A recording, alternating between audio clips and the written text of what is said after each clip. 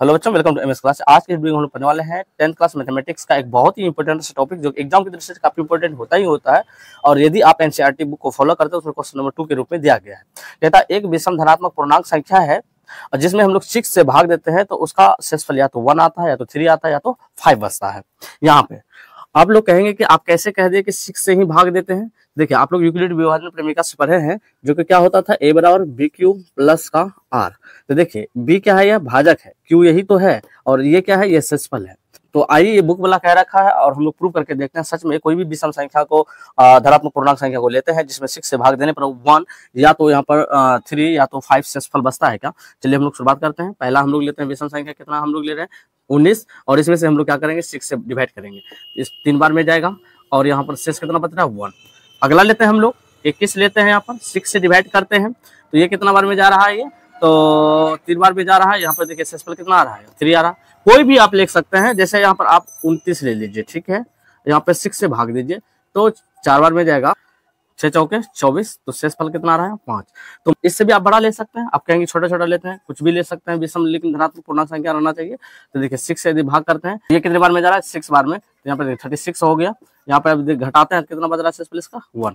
तो दुनिया का तमाम हर एक वह संख्या जो कि विषम पूर्णांक हो उसमें यदि 6 से भाग देते हैं तो कितना आता है, या तो 1 बचता है, या तो 3, या तो कितना होता है वो 5 होता है। ठीक है, तो चलिए अब हम लोग क्या करते हैं, एक चीज और इसमें जान लेते हैं। ऐसा कैसा रूप रहेगा जिसे हम लोग सम कहेंगे, और ऐसा कैसा चीज रहेगा जो हम विषम कहेंगे। देखिए, सम संख्या किसे कहते हैं, जिसमें 2 से क्या हो पूर्ण रूप से भाग लगता हो, तो उसे क्या कहते हैं हम लोग, सम संख्या कहते हैं। जैसे मान कर चलिए यह 4 है, 4 में 2 से डिवाइड हो रहा है, तो 4 कैसी संख्या है, यह सम संख्या है। तो इसको हम लोग ऐसे भी लिख सकते हैं ना, 2 × 2 और डिवाइडेड बाय कितना 2, ये कट जाता है। अब 6 लेते हैं यहाँ पर, देखिए इसको ऐसे लिख सकते हैं 2 × 3, इसी में 2 से क्या करना है डिवाइड करना है, ये कट जा रहा है। अब लेते हैं 8, ये भी सम संख्या है, तो इसको ऐसे लिख सकते हैं 2 × 2 × कितना 2, और इसमें हम लोग 2 से डिवाइड करते हैं, यही वाला 2 क्या हो रहा है, कट रहा है। चलिए अगला भी हम लोग देख सकते हैं, यहाँ पर जैसे 10 ले लिया, यहाँ पर 2 × कितना 5, और यहाँ पर हम लोग 2 से डिवाइड करेंगे, ये वाला कट जाता है। तो मतलब क्या, दुनिया में तमाम हर एक वह संख्या, यदि कोई संख्या 2 से विभाज्य पूर्ण रूप से हो रहा है तो उसमें 2 छिपा हुआ होता है, यानी 2 उसमें है, तो वो क्या कहला रहा है, वो सम संख्या। तो इसको ऐसे भी कह सकते हैं, दुनिया का तमाम हर एक वह संख्या जिसके आगे 2 गुना के रूप में रहे उसे हम लोग सम कहेंगे। तो देखिए, यदि हम लोग इसको जनरल रूप बनाए, देखिए यहाँ पर गुना के रूप में कितना है, यहाँ पर 2 है, 2 ले लेंगे। इधर जितना जनरल आता है ये संख्या, इसको हम लोग क्या मान लेंगे, इसको m मान लेंगे, तो हम लोग कहेंगे क्या है, यार सम संख्या है। ठीक, अब तो ये हो गया सम संख्या। अब हम लोग ये जानते हैं विषम संख्या किसे कहते हैं। देखिए, सम संख्या में यदि 1 को जोड़ देते हैं तो वो क्या बन जाता है, वो विषम संख्या। तो जैसे देखिए ये सम संख्या है, तो यहाँ पे लिखे 6, और इसमें हम लोग क्या करते हैं 1 जोड़ देते हैं, ये क्या बन जाता है, यह विषम संख्या। ठीक है, जैसे ये सम है, यहाँ पर ये लिख लिया, इसमें हम लोग क्या करेंगे 1 जोड़ देंगे तो क्या बन जाएगा, ये विषम संख्या। कहने का मतलब ये था, दुनिया का तमाम हर एक वह सम संख्या जिसमें 1 जोड़ देते हैं तो वो क्या बन जाता है, वो विषम संख्या। ये जनरल रूप हम लोग क्या करेंगे, याद रखेंगे। तो कहने का मतलब होता है इधर ये क्या है, ये सम संख्या, तो यहाँ पर ये 2 में हो गया, और इसमें हम लोग क्या जोड़ देंगे 1 जोड़ देंगे तो क्या हो जाएगा, ये विषम संख्या। तो सम संख्या का जनरल रूप हम लोग याद रखेंगे 2m, और विषम संख्या का जनरल रूप याद रखेंगे हम लोग कितना, इसमें 1 को जोड़ देते हैं तो क्या बन जाता है, ये विषम संख्या। ठीक है, जैसे देखिए 8 और 1 कितना हो गया 9, ये कौन सा संख्या अब बन गया, ये सम ना रह करके अब ये क्या हो गया, विषम संख्या। ठीक है, तो अब इसको हम लोग सॉल्व करेंगे। सॉल्यूशन लिखने से बेहतर है कि आप प्रूफ करके बताइए, चूंकि इसको प्रूफ करने जा रहे हैं। तो यहाँ पर इसको बनाने के लिए कोई एक संख्या मानना पड़ेगा, तो हम लोग लिखते हैं यहाँ पर, माना कि a एक धनात्मक पूर्णांक संख्या है, और लिखेंगे तथा b जो है ये क्या है, भाजक है, बराबर कितना हो जाएगा यहाँ पर 6। देखिए यहाँ पर 6 है तो 6 लिए 3 रहेगा तो 3 लेंगे, 4 रहेगा तो हम लोग 4 लेंगे। ठीक है, तो अब इसको सॉल्व करेंगे यूक्लिड विभाजन से। तो यूक्लिड विभाजन परिमेय लगाएंगे तो क्या होता है, a बराबर होता है bq प्लस का यहाँ पर r। तो यहाँ देखिए दे रखा है हमको कितना, यहाँ पर 6q और प्लस का r। तो देखिए जहाँ पर 6q है तो इसमें जो r का मान होगा वो क्या हो सकता है, 0, 1 और ये 2 और 3 और 4 और ये 5। 6 नहीं हो सकता क्योंकि इस भाजक से शेषफल जो होता है वो छोटा होता है। तो हम लोग इसको इसमें रख करके प्रूफ करते हैं। तो लिखेंगे यहाँ पर, यदि r बराबर 0 ले लेते हैं, तो लगा रहे हैं यहाँ पर यूक्लिड विभाजन 6q प्लस का r। तो यहाँ पर 6q प्लस r, पहला क्या लेंगे हम लोग 0, तो यहाँ पर 0 लिखेंगे, तो 0 लिखने की आवश्यकता नहीं है क्योंकि इस 0 को इसमें जोड़ेंगे तो क्या हो जाएगा, ये 6 क्यों है आएगा, इसलिए इसको मिटा रहे हैं। अब इसको हम लोग बनाएंगे किसके फॉर्म में लेकर के आएंगे, ये 2m और 2m+1 के फॉर्म में। तो इसको ऐसे लिख सकते हैं 2 × 3q, ये 2 तो गुना के रूप में है ही, और 3q क्या है, कोई भी जनरल एक संख्या हो गया तो 2m हो जाएगा। तो ये कौन सा संख्या आ गया, यह सम। चलिए अगला हम लोग ट्राई करते हैं, इसको मिटा रहे हैं।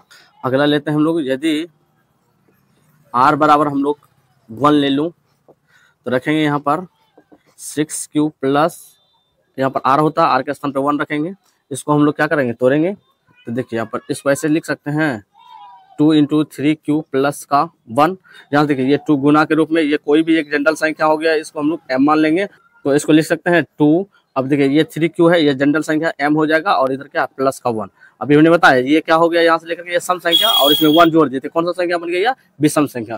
किताब वाला भी तो हमको ठीक ही कह रहा था, 6q + 1 जो है वो कौन सा संख्या है, विषम संख्या। ठीक, चलिए अब अगला देखते हैं, लिखेंगे यदि r बराबर यहाँ पर ले लेंगे कितना, आपकी बार यहाँ पर 2 ले लेंगे, 1 लिए 2 ले लेते हैं, तो रखते हैं यहाँ पर a बराबर 6q प्लस का यहाँ पर 2।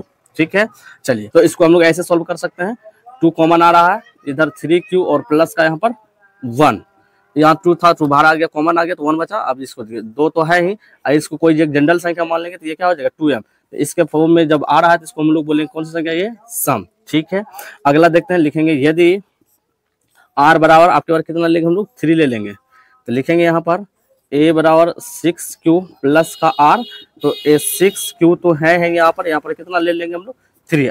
तो इसको ऐसे लिख सकते हैं 6q + 2 + 1। ठीक है, ये 2 + 1 अभी भी कितना 3 के बराबर है। अब यहाँ से कॉमन ले लेते हैं, यहाँ से कॉमन आ रहा है तो 2, और यहाँ पर 3q और प्लस का यहाँ पर कितना बचेगा 1, और इधर प्लस कितना है 1। तो यहाँ पे 2 10 का 10, यहाँ देखिए 3q + 1 जो है यह एक क्या आ रहा है, यह जनरल संख्या, तो इसको m मान लेंगे प्लस का 1। तो देखिए 2m + 1 आ जाए तो इसको हम लोग क्या बोलेंगे, विषम। ठीक है, चलिए अगला देखते हैं, आपके बार r बराबर हम लोग रखने की प्रयास करते हैं 4।